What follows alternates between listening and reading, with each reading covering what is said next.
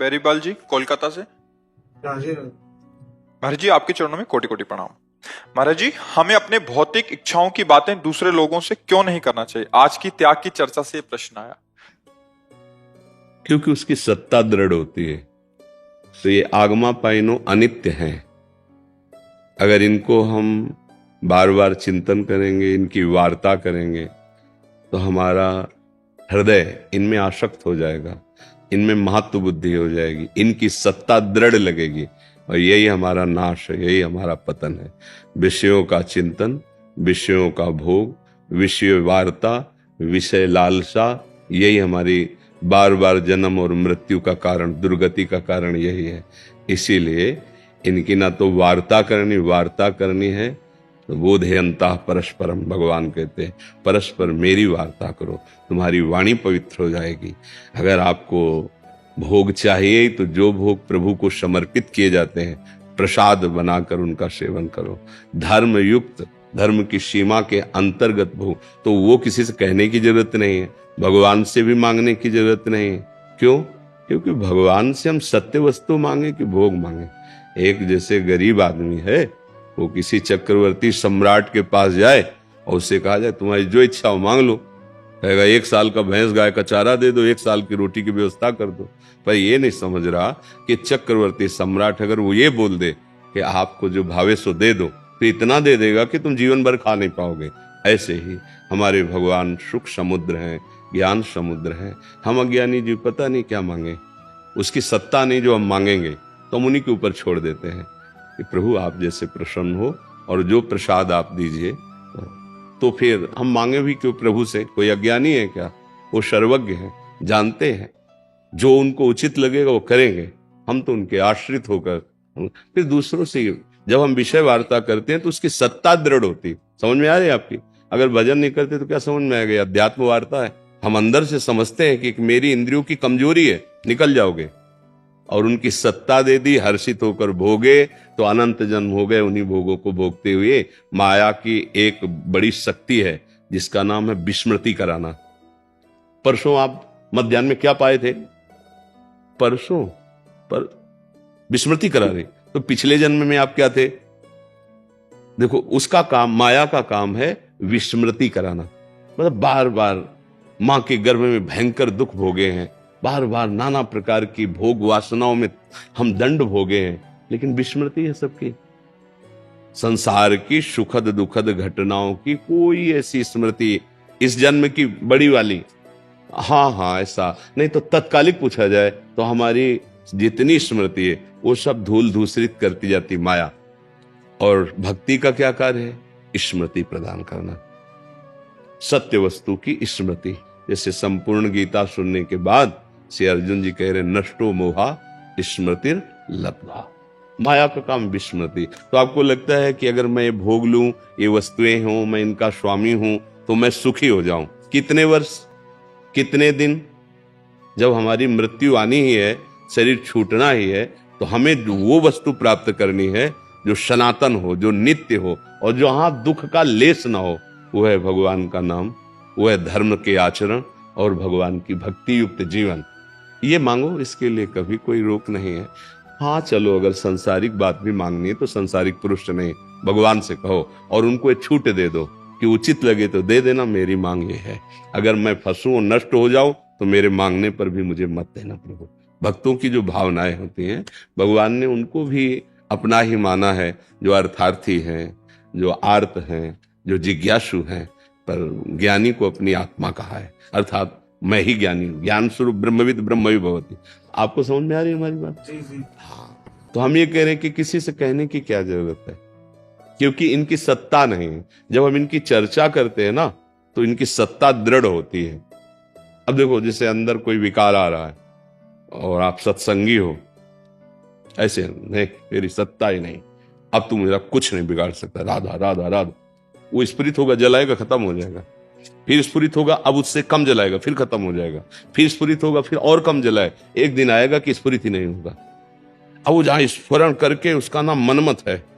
इंद्रियां और मन ये मथित कर देती हैं, व्याकुल कर देती हैं, और हमारे को पता नहीं है कि इनसे कैसे हटना है। मन और इंद्रियों में तदात्म है, तो हम भोगों में शांति के लिए उतर जाते हैं। और भगवान ने कहा त्यागात शांति अनंतरम, और हम समझते भोगात शांति अनंतरम। तो भोग से क्या हुआ, और वासना तृष्णा बढ़े, हम गिरते चले जाते हैं। इसलिए कहा गया कि आप अपनी इच्छाओं का दमन कीजिए, ना कि इच्छाओं को प्रकाशित कीजिए। अच्छा, जैसे जैसे आप इनको सत्य मानने लगेंगे तो फिर दुख भी सत्य हो गया, नरक भी सत्य हो गया, पापाचरण भी सत्य हो गया, वो तुम्हें भोगने पड़ेंगे। बिल्कुल आप ये समझो कि आप जैसा सोचोगे वैसा बन जाओगे, जैसा सोचोगे वैसा दिखाई देने लगेगा। जादू का तमाशा है, भगवान की माया का ऐसा जादू है, तुम जैसा सोचोगे वैसे तुम्हें अनुभव में आने लगेगा, और जैसा तुम्हारा भाव होगा वैसे तुम्हें दृष्टि प्राप्त हो जाएगी। जैसे मानो कामी पुरुष है और उसकी दृष्टि चाहे वो किसी को भी देखे वो अपनी कामना से युक्त देखेगा। निष्कामी पुरुष है वो अपने भाव से, और जो भगवान का प्रेमी है वो सर्वत्र भगवान देख रहा है। नहीं देख, जड़ चेतन जग जीव जत सकल राम में, सीय राम में सब जग जानी, चिद चिद लक्षणम सर्वम राधा कृष्णमयम जगत। हमको क्या दिखाई दे रहा है, स्त्री पुरुष जड़ चेतन, हम जैसा ये यथा माम प्रपद्यन्ते तास ततै भजाम्यहम्। अगर आप भगवान को विषय मानकर भजोगे तो विषय दिखाई देगा, ब्रह्म मान के भजोगे तो ब्रह्म दिखाई देगा। है वही, दूसरा नहीं, जाकी रही भावना जैसी प्रभु मूर्ति देखी। एक ही भगवान कंस के रंगमंच पर पधार रहे हैं, लेकिन अलग अलग सबको दिखाई दे रहे हैं। एक ही राम जी जनक जी के मंच पर विराजमान, सबको अलग अलग दर्शन। तो भगवान का अलग अलग दर्शन भाव दृष्टि के अनुसार हो रहा है। तो हमारी दृष्टि कैसी, जैसा हमारा चिंतन होगा, जैसी हमारी वासना होगी। तो हमारी वासना गंदी है, शरीर भाव है, भोग में सत्यत्व सुख बुद्धि है। इसलिए मना किया जाता है कि आप अपनी इस बात को समझो। अगर इनको आप नित्य मानोगे, इनको सुखद मानोगे, इनको सच्चा मानोगे, तो इसी में फंसे रहोगे, कभी निकल नहीं पाओगे। ये भूत के लड्डू हैं, ना खाए तो परेशान, खाए तो परेशान। बोलो है ना, नहीं ना खाए तो ललचाए, यार कितना बढ़िया है, और खाए तो कभी तृप्ति नहीं। भूत के लड्डू हैं, हाँ तो एक भूत लगाओ तो परेशान, या तो पंच महाभूत लगे हैं, नहीं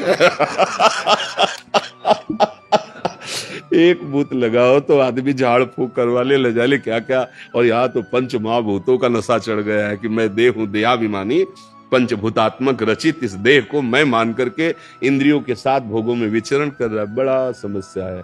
अब ये चूंकि अध्यात्म है, बिना भजन के इसका रहस्य समझ में नहीं आता है।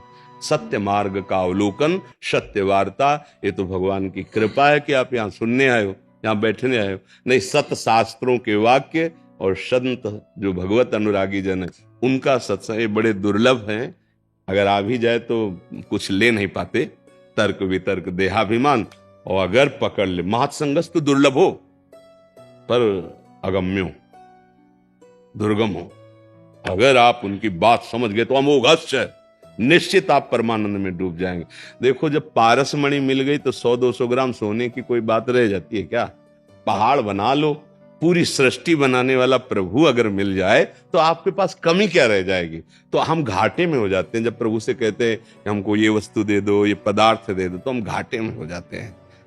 जब 10,000 वर्ष तपस्या की श्री करदम जी ने, भगवान प्रसन्न हुए। भगवान ने कहा क्या आपकी इच्छा है? तो उन्होंने कहा हमें पत्नी चाहिए। तो भगवान के आंसू आ गए, उसी से बिंदुसर बना। भागवत में पढ़ के देखना, बिंदुसर का जो प्रादुर्भाव हुआ भगवान के अश्रु से हुआ। गजब है, मेरी प्राप्ति के बाद भी है। तब कहा कि ठीक है, आपने पत्नी के लिए मेरी आराधना की तो विश्व सुंदरी और परम पावन करने वाली महाराज मन और शत्रुपा से प्रकट देवहूति नाम की कुमारी आएंगी और तुम्हारा वरण करेंगी। और फिर आगे वाली बात स्वयं कह रहे हैं कि मैं स्वयं पुत्र रूप में आऊंगा और तुम्हें उपदेश करके तुम्हारा उद्धार करूंगा। देखो, भगवान के लिए कामना जो भगवान से की गई, तो भगवान ने अपने आप ठेका उद्धार का भी ले लिया और कपिल भगवान के रूप में अवतरित होकर सांख्य योग का, प्रकृति और परमात्मा का बड़ा सुंदर उपदेश करके श्री करदम जी को परम पद प्रदान किया। तो अगर हम कोई चाह भी करें तो भगवान से करें और भगवान के ऊपर छोड़ दें, तो वो चाह के साथ, जैसे संखिया जहर है, खाएं तो मर जाएगा, पर जैसे दमा आदि बड़ी बड़ी बीमारियां हैं, जब वैद्य उसे शोध कर अन्य औषधियों से मिला के देता है तो रोग निवारण ऐसे विषय हमें मार देगा। और वही विषय जब भगवद अर्पित प्रसाद हो जाता है तो प्रसादे सर्व दुखा नाम महानिरस्य उपजायते। इसलिए रोकते हैं कि असत वस्तु की सत्ता को दृढ़ मत करो। ना सतो विद्यते भाव, ना भाव विद्यते सता। समझ पा रहे आप जी? राधा राधा।